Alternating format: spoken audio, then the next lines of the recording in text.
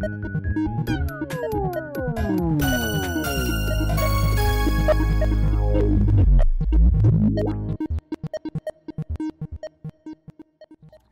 everybody, Mike Miller here with Triumph Visual with another helpful Hitfilm tutorial. Today we're going to talk about how to import and export everything from Hitfilm. Not just media, 3D models, presets, composite shots, everything. Now most of this tutorial will be recorded in Hitfilm Pro 2017. The information applies to all earlier versions of Hitfilm. However, when we talk about export options, we are going to step back to Mp4 Express, because the way Hitfilm Pro 2017 deals with exports is different from all earlier versions of the software. The first thing to pay attention to is the frame rate of your project. You should create your new project at the frame rate you want your final exports to be at. The reason for this is that Hitfilm will attempt to conform all imported video files to the frame rate of the project on import. Changing the frame rate of the project later can cause sync issues if your original footage is in a different frame rate from that of the project. Media imported into Hitfilm will be managed here in the Media panel. The Media panel will have several different options for displaying and sorting media. I happen to prefer to sort my media and by type. For a full discussion of Media panel operations, see my earlier tutorial on the Hitfilm interface.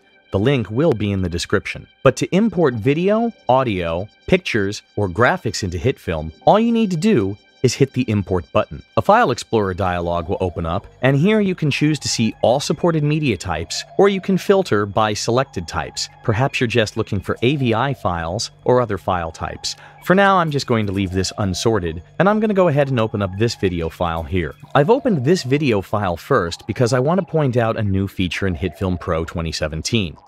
This triangle and this exclamation point is a new warning in Hitfilm 2017, and it shows that the media has a variable frame rate.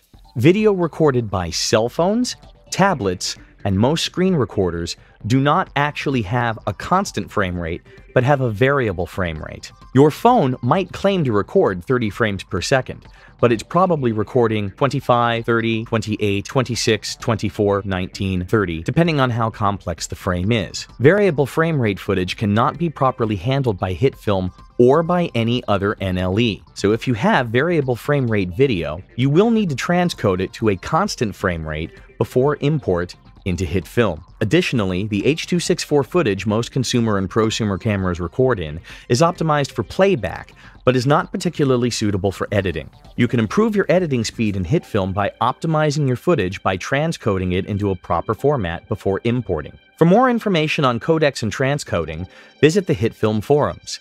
Hitfilm user Aladdin4D created an excellent thread on transcoding for better performance in Hitfilm, which also includes links to articles containing information on video formats in general.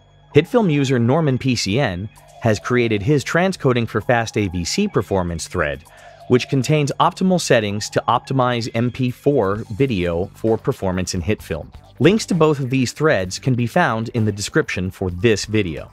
A future Hitfilm University tutorial will cover file transcoding, and once that tutorial is uploaded, its link will also be in the description below, and you'll be seeing an annotation here. I'm going to delete this footage, and instead I'm going to edit a properly transcoded version. Notice that it has no warning. To import audio files and graphics, again, just click on the Import button and select the file. If you wish to import more than one piece of media at a time, you can hold down the Control key or Option key on Macs, select multiple pieces of media, and open them. Once media has been imported into the media bin, it can be dragged to the timeline. Because I have imported 30 frame per second video into a 24 frame per second timeline, Hitfilm is going to ask me if I want to change my project settings to conform to this first piece of media. In this case, I do not, so I'm going to hit No. However, if I play this video clip back in Hitfilm, it will play at a normal speed. Hitfilm has automatically conformed the playback rate of this media to match the project settings. Let's bring in another video clip. This is an explosion from Action VFX.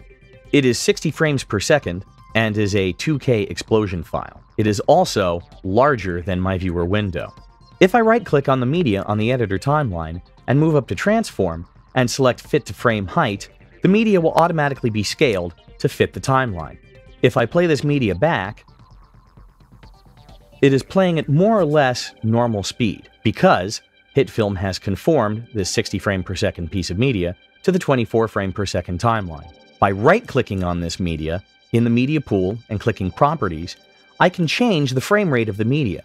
By unchecking From File and taking this down to 24 frames per second, and when I play the explosion back,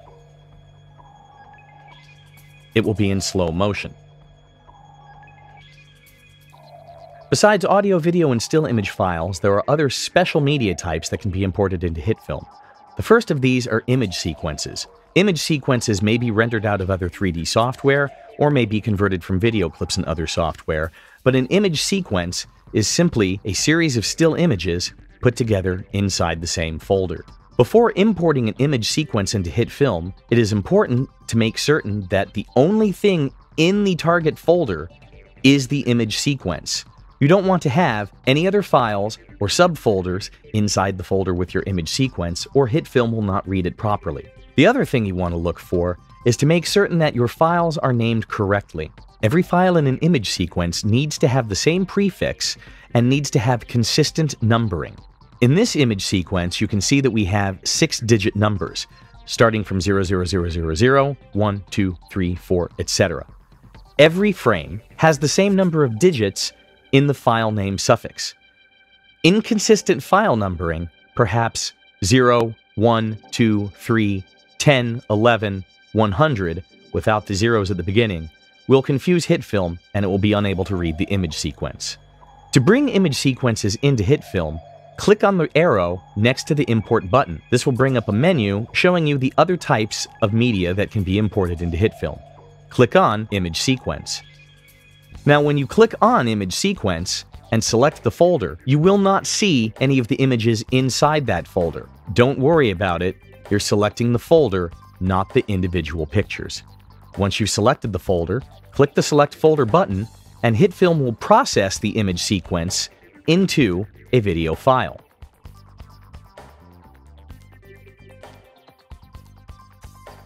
Imported image sequences will be assigned the same frame rate as that of the project. Another type of data Hitfilm can load is 3D camera tracking data. 3D tracking data must be in the Autodesk Maya format, which has a .ma file extension. Autodesk Match Mover, which is free, outports MA files, as well as other camera tracking software such as PFHO. After Effects camera data can be converted into MA format with the proper script add-on. I'm going to load in this tracking data, which is going to ask me the frame rate that I want to use and the number of points I wish to import. When loading 3D camera tracking data, Hitfilm will ask you if you want to import video with it. However, in this case, no video path has been found. This is because I moved this tracking data from its original folder and have separated it from its original video, so Hitfilm doesn't know where that video is. When you import 3D camera tracking data, it will create a composite shot, and the composite shot will contain all of the tracked points. The video that goes with this data happens to be the image sequence that I've already imported. Let's pick a good point. How about that one? And clicking on this point and scrubbing through the sequence, you can see how that tracked point stays married to the corner of the building that was being tracked. Camera saws from Mocha Hitfilm are not imported using this method. Instead, camera saws from Mocha Hitfilm are saved out of Mocha and brought into Hitfilm via what we're going to discuss next: importing composite shots. In Hitfilm, you can also import composite shots that have been saved out of other projects by hitting the Import Composite Shot button. Composite shots are stored in the format of HFCS, or Hitfilm Composite Shot, and you can simply double-click on the composite shot and it will load into Hitfilm. If your media pool has been set to group by folder instead of by media, then assets imported with an individual composite shot will be marked as imported from the name of the composite shot that you've loaded in. You can also import a full Hitfilm project using the Import Composite Shot menu. In this case, you will be provided with a list of all of the composite shots in the project you have chosen to load in. You can select which composite shots to load. However, if you choose to load only one composite shot, and that composite shot has other embedded composite shots within it, then those embedded composite shots will automatically be imported. Editor timelines cannot be transferred between Hitfilm projects by this method, just composite shots. Media, image sequences, composite shots, and 3D tracking data can be loaded into all versions of Hitfilm, Express and Pro. However, these last two categories, 3D model and 3D model animation, are Pro only. To import a 3D model into Hitfilm, simply click the 3D model button, and a File Explorer box will open. When opening a 3D model in Hitfilm, you first go to the Group screen. The Group screen is where you can select animation groups for later animation. Simply by checking the individual groups, these will be separated into their component models later on. You also have the Material settings to edit the way your model looks, and this Advanced tab lets you set the size of the model as well as do some minor correction of normals or UV mapping. Once you've set up your model, click OK to import that into your project file. We'll be covering 3D models more thoroughly in a future tutorial. You can also load 3D model animation in Alembic or FBX format. However, before you can load 3D model animation, you first have to load the 3D model. In this case, I'm going to load up a quick Alembic animation provided to me by Hitfilm user Spydurhank from the Hitfilm forums. First, I'm going to load in this Aniplane object, which is just a simple 3D plane object. Now that I have my object loaded in, it's time to load the 3D model animation data. Model animation data can be loaded in Alembic, ABC format, or FBX. In this case, we're using an Alembic file, also provided by Spydurhank. Once a 3D model animation is loaded, it will appear in its own folder. To apply a model animation to a 3D model, you have to have the 3D model loaded into a composite shot. Then, in the layer stack, you'll have to open up the Models category, and then open up the actual model on the layer. Then you can drag the animation data from the Media pool to the Animations tab of the model. Animations need to be dragged to the Model's Animation tab on the Layer tab, not the Layer Controls. Once the animation data has been imported,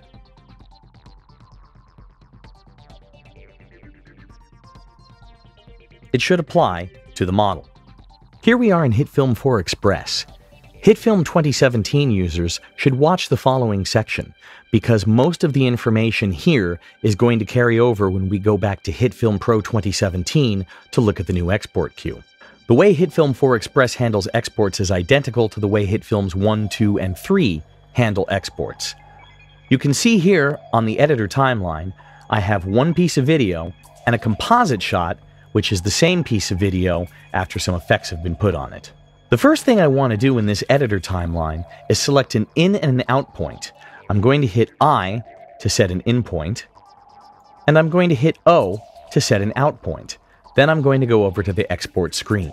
Hitfilm has options to export to YouTube, Mp4, image sequence, and on Windows you can export to AVI. In the Mac version, you export to QuickTime. All of these export formats have a few controls in common. The first is the timeline control, where you can select either the editor timeline or a composite shot.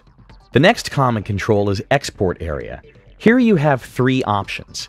You can choose the entire timeline, which in the case of an editor timeline defaults to 5 minutes, because the default duration of an editor timeline is 5 minutes.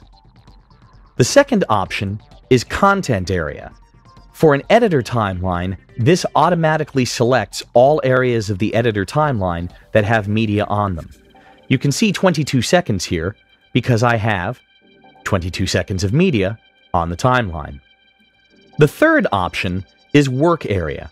Work area is defined by the in and out points you may have set on the editor timeline. Because of where I set the in and out points a moment ago, I would be exporting 13 seconds and 17 frames. The final common controls, which only apply to Mp4, AVI, and QuickTime, are export video and export audio. I can choose to export video only, video and audio, or I can choose to export audio only. Some of the implications of this we'll discuss again in a few minutes. To export to YouTube, the first thing you need to do is add a YouTube account to Hitfilm. Click the Add Account and open the browser. Choose the account you want to add, and you will see that Hitfilm would like to be able to view your YouTube account and manage your YouTube videos. This is not a security risk. This is a basic necessity to allow Hitfilm to upload videos directly for you. Just go ahead and click on Allow. You will get a code that you need to copy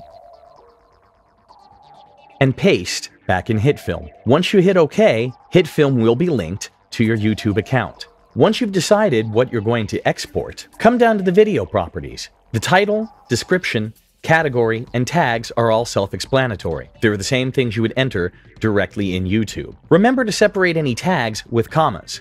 You also have the option to upload a video privately, and then you have these 3 scale modes. When uploading to YouTube, YouTube expects standardized file sizes. If your video or composite shot are non-standard to these frame sizes, then you'll need to choose how you want YouTube to scale that video in the player. Center centers the video in the player and does not attempt to fill it in any way. Black space will be left around the edges of your video to fill the player. Ignore aspect ratio causes YouTube to expand the video to fit the player interface. If your video is not in a 16:9 format, this might cause your video to come out stretched or distorted. Keep aspect ratio expands your video until it hits one of the edges of the YouTube player. Black bars will be added to the top and bottom or sides as necessary to fill out the rest of the space, but your video will not be distorted or changed in any way. Keep aspect ratio by expanding will increase the scale of the source timeline until the screen is full.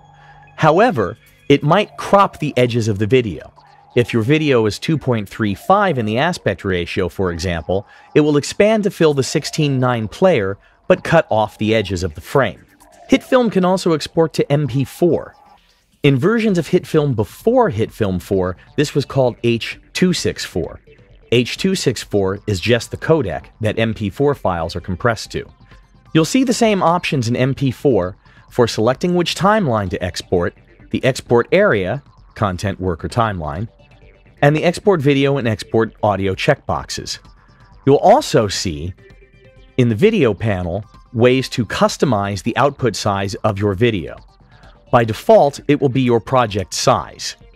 If you choose to change the export format to something different from the project size, then the same scale mode options as in YouTube will become active in MP4. You can also set a frame rate, however, you should leave the frame rate the same as that of the project. If you change the frame rate of your export, Hitfilm will play back your frames at a 1:1 ratio. If you have edited your footage at 30 frames per second and set your export to 60 frames per second, your video will be half the length of your file. However, the audio will not be changed. The aspect ratio can usually be left alone. If your footage has been shot on a DSR or a modern video camera, then the pixel aspect ratio will be 1:1. However, if you've been shooting on an anamorphic camera, or perhaps an older HDV camera that shoots 1440 by 1080 and then expands the footage to fill 1920 by 1080, you may need to change the pixel aspect ratio. There are predefined aspect ratios for standard def and standard def widescreen media in both NTSC and PAL. HD anamorphic is for HDV cameras that shoot 1440 by 1080. DVC Pro HD is specific to that format. Anamorphic is specific to anamorphic cameras. The profile field can be set to baseline, main, or high. The profile in MP4 defines certain capabilities of the output video. I suggest just setting this to high and don't worry about it. The level control also defines certain capabilities of the output file. The level 4.0 default has a maximum bit rate of 20 megabits per second and a maximum frame rate of 30 frames per second in 1920 by 1080. Level 4.0 does not support 4K export. I suggest just dialing this straight up to 5.1 no matter what you're exporting. Level 5.1 supports output of up to 120 frames per second at 1920 by 1080 or up to 30 frames per second at 4K. It also supports bit rates at up to 300 Mbps. Underneath that, you'll see the audio controls. For MP4, the audio is always output as AAC audio, but you can define the output bit rate. YouTube recommends a 384 kbps bit rate, so you might want to use that as your standard. For more information on MP4 bit rates and levels, you can search online. Wikipedia has an excellent article and some tables that fully outline the different features of the different profiles and levels available to H.264 output. Underneath that are the encoding settings for the video. You have a choice between constant bitrate and one-pass variable bitrate. Constant bitrate generally should not be used. It's not as space efficient, and variable bitrate does just fine. The target bitrate defines the average bitrate that your file will be. The maximum bitrate defines the maximum bitrate that the MP4 will be allowed to encode in burst settings. When setting the target and max bit rates, the max bit rate should be about 150% of the target. So for 10 megabit output, the max bit rate should be 15. If you set your target to 20, then your max should be 30. If your target is 35, then your max should be about 53. Larger bit rates have less compression, which gives you a higher quality file at the expense of larger file size. Just for reference, at 1080p, 30 frames per second, YouTube is about an 8 megabit per second stream. Streaming services like Netflix and Hulu are at about 12 megabits, and Blu-ray video is about 20 megabits.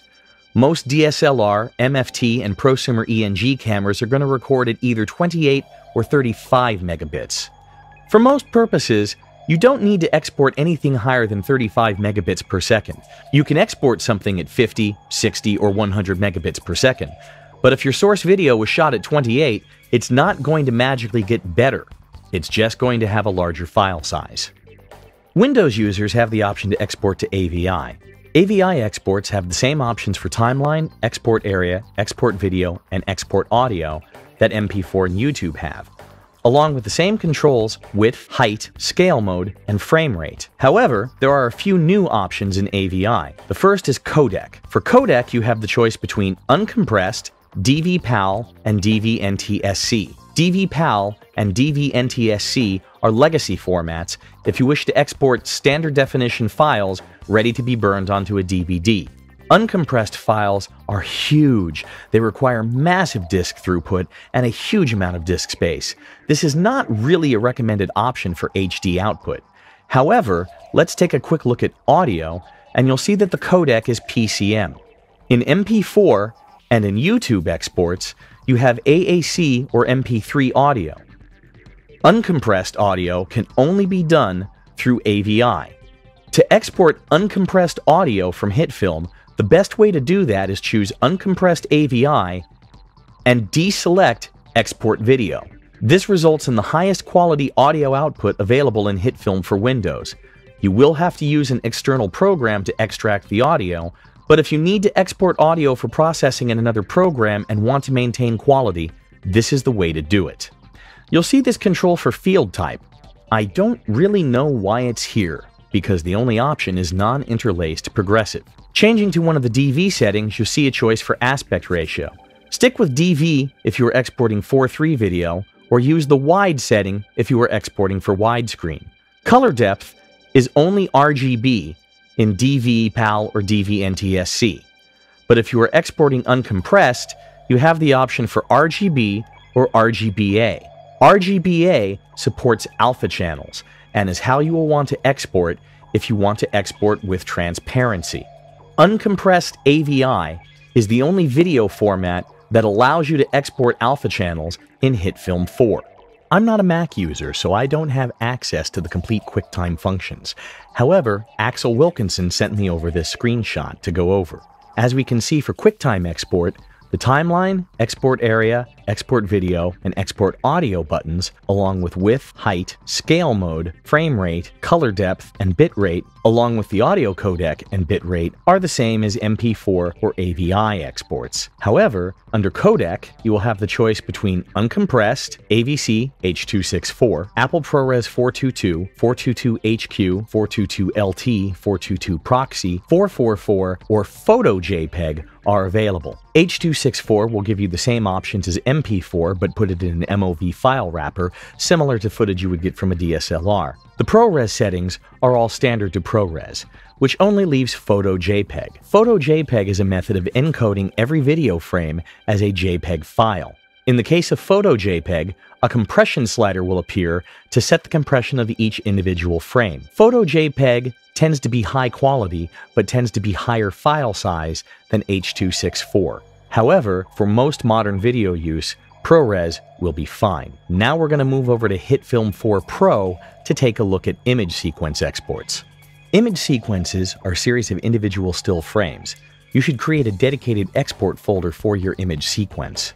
An advantage to image sequences compared to YouTube, Mp4, or AVI or Quicktime export is that you are exporting a single frame at a time. This means if you have a rendering error, a system crash, or a power outage, you have not lost all the work of what you've already rendered.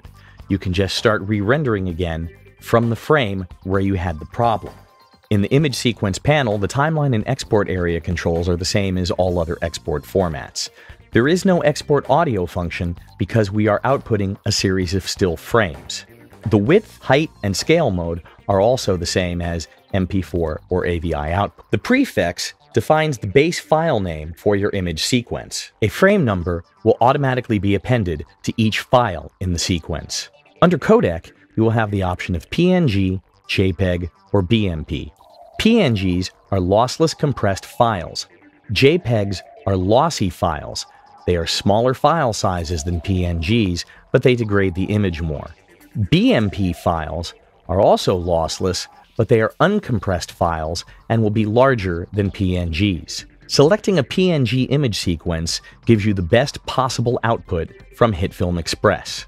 At the bottom, we have color depth, and you have two options for this depending on which format you have chosen: RGB and RGBA. RGB just renders the red, green, and blue channels with no transparency. Any transparent areas of your video will render as black. RGBA adds an alpha channel and will preserve the transparency of your output video. Only PNG is capable of outputting RGBA video. In JPEG or BMP, you will not have this option. Hitfilm Pro users will have the OpenEXR option.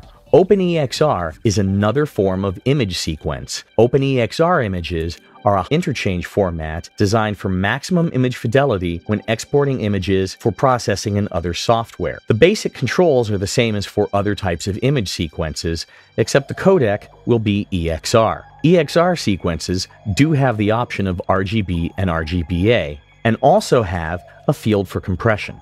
I'm not going to go over all the compression types here. If you want to read up on the compression types for OpenEXR, go ahead and read the Hitfilm manual, which has a complete listing of each type of compression and how they work. Now we're going to go back to Hitfilm Pro 2017 and take a look at the new export queue. Here we are in Hitfilm Pro 2017 about to take a look at the export queue. But Hitfilm Express users shouldn't click away just yet. After we discuss the export queue in Hitfilm Pro 2017, we still have to talk about how to import and export effects presets and template files. We're not done with you yet. The export queue in Hitfilm 2017 has been completely redone. You may notice in the export queue, we don't have any controls for setting a timeline or setting in and out points. And that's because you now directly send things to the export queue from the editing timeline or directly from a composite shot. On the lower left-hand area of the viewer, we now have buttons to export the entire contents of a composite shot or editing timeline, or export the in-out area. You also have options to right-click individual pieces of media and send them to the export queue on the editor timeline, or in a composite shot, you can actually right-click an individual layer and send just that layer to the export queue. You can even open up multiple projects and send composite shots or editor timelines from multiple projects to the export queue. This opens up multiple options.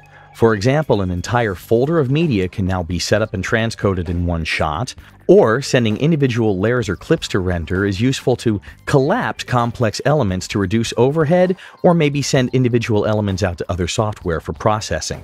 You can of course continue to open projects and add new clips to the export queue as needed. Items added to the export queue will be processed in the order of which they are added.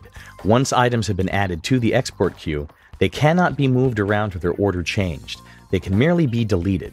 Items can be deleted from the queue by either clicking and hitting the delete key, by right-clicking media and choosing to remove the task, or by highlighting a piece of media and clicking on Remove Task at the bottom of the window. For media added to the export queue, you can change the name by right-clicking on it and choosing Save Output As, which will allow you to set a custom file name. For movie formats, clicking on the Output folder will allow you to select the output folder you wish to export your media to. For image sequence output, Hitfilm will automatically create and name the output folder for the sequence based on the name of the timeline. You do not want to change the output folder for an image sequence. I suggest using a movie preset first, then setting the main output folder, then changing the template to an image sequence. Once you've completed your settings, clicking the Start Exporting button starts your export. Once rendering is started, you cannot shift away from the export queue screen while rendering is active. Rendering can be suspended if you wish to continue editing or add items to the queue, but while rendering is active, you cannot do anything else in your Hitfilm project. So, Hitfilm 2017 ships with a whole bunch of different export presets over here on the right pane. The one with the blue checkmark is the default editing preset. To change this, right-click on any of the other presets and click on Make Default. You can edit, duplicate, and create your own export presets. However, these presets with the lock icon cannot be edited. Attempting to edit one of these presets will create a duplicate. To use a preset for an exported clip, simply click and drag over to the media on the left-hand side of the panel, or use the drop-down menu to select your preferred preset. Existing presets can be edited by right-clicking on them and select Edit Preset, or presets can be deleted by clicking the Delete Preset button at the bottom of the screen. You can create a new preset from scratch by clicking on the New Preset button at the bottom of the interface. You can choose between MP4, Image Sequence. On Windows, you have AVI. On Mac, you would have QuickTime. Let's create a new MP4 output preset. Up at the top, we can give our new preset a name. And in this comment field, we can add comments for our preset. Clicking OK sends the preset to the preset list. The comment is over here. Let's continue editing this preset and explore the options. As we can see, it's pretty much exactly the same as what we just did in Hitfilm 4. We still have the same choices for dimensions, scale mode, and frame rate, but now we add a From Source button. This enables you to use a single preset across composite shots and editing timelines of differing frame rates. If you want to manually select a frame rate, go ahead and uncheck this button and you can select a frame rate from the drop-down menu. It's usually smarter to just go ahead and leave this from source. Aspect ratio, profile, level, encoding, bitrate, and audio controls are all the same as in Hitfilm 4 Express, except again with sample rate we have a From Source button. Let's create a new preset for image sequences. We'll see in Hitfilm 2017 that we still have the name and the comments button, and down here we have the prefix, the dimensions, the scale mode, the channels, and the compression. Compression applies primarily to JPEG images. Under Format, we have the option of PNG, JPEG, BMP, and for Hitfilm Pro users, OpenEXR. Once again, the settings underneath this are exactly the same as they were in Hitfilm Pro 2017. Coming to AVI, we see just like the other presets, our name, our comments, our dimensions, scale mode, frame rate, channels, and audio. But Hitfilm Pro 2017 adds a new export option, GoPro Cineform. By selecting GoPro Cineform, we now have quality options, low, medium, high, Film Scan 1, and Film Scan 2. For most purposes, you should probably leave this at high or Film Scan 1. Film Scan 2 is very high quality and very large file sizes and is mostly used if you need to take your export into other software for further processing. You also have options of setting the output format to 10-bit YUV422 and 12-bit RGB RGBA. For most purposes, 10-bit YUV422 is adequate. 12-bit is only important if you need to export an alpha channel, because 10-bit does not support alpha channels. The Quicktime preset would contain all the same controls as the AVI preset, except instead of selecting DVPAL, DVNTSC, Uncompressed, or GoPro Cineform, you would be selecting the same Photo, JPEG, Uncompressed, and ProRes options as in Hitfilm 4. We're going to go ahead and stay in Hitfilm Pro 2017 for the rest of this tutorial, but everything I'm talking about from now to the end of the tutorial also applies to Hitfilm 4 Express. So we're looking at a composite shot where I have a 3D model over a background, but I have 3 effects applied to this 3D model. These effects are the standard 3 effects I use on every 3D model, so maybe I don't want to have to set those up every time. Maybe I want to save those as a preset. In the effects panel, by highlighting a group of effects and right-clicking on it and choosing Create Preset, this menu will come up to create a new preset. A list of folders will come up, and I will just decide where I want to put this preset, in this case the Tri-M Presets folder. I can give it a name and save it, and it will appear at the bottom of the effects panel. Once a preset has been created, it can be applied to another layer just by selecting the layer, clicking, and dragging the preset into that layer's effects tab. Effects chains can also be saved to disk to transfer between computers, to recover your presets when upgrading to a new version of Hitfilm, or if you wanted to upload them to, say, the Hitfilm Preset Marketplace. To export presets, click on one or more presets in the Effects panel, right-click, select Export Presets. You will be prompted to select a folder to export these presets to. The file names will be taken from the names of the preset in the Effects panel list, but opening up the file browser, you can see that the model chain, the 720p title safe guide, and 4K DCI title safe guides I just exported have appeared in this folder. Effects presets can be imported into Hitfilm as well. Just select the folder that you want to import the preset in, right-click, select Import Presets, find the preset on your drive, and double-click. Your chosen preset will load into the folder you initially clicked on, ready to be dragged into any other layer or composite shot. In this case, I've chosen a particle simulation explosion. Okay, we're getting near the end of a very long and thorough tutorial. We've only got a couple more things to talk about. The first is exporting composite shots.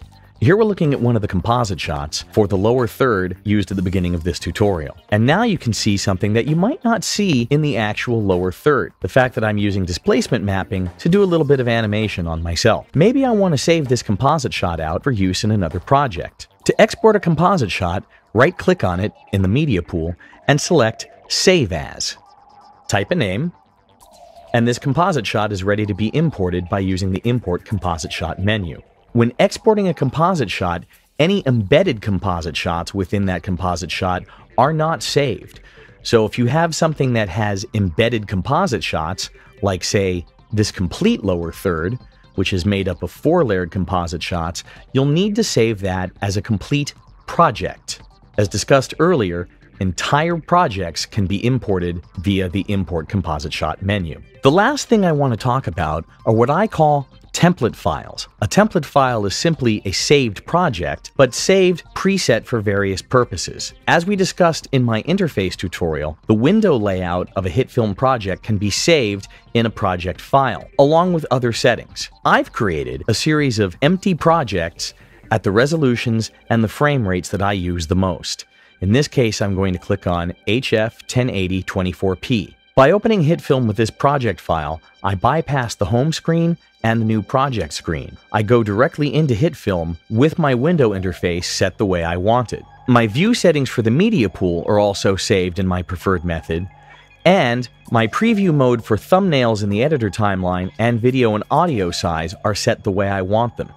This means I don't have to reset these at the beginning of every project. I also do a lot of 3D work, so I have a couple of preset cameras set up, one for a tripod, one for a crane. I also like to have a composite shot set up called Notes. Notes is just a simple composite shot with a text object set up already called Notes, and I can just use this as a notepad to type any notes I may have for any of my projects.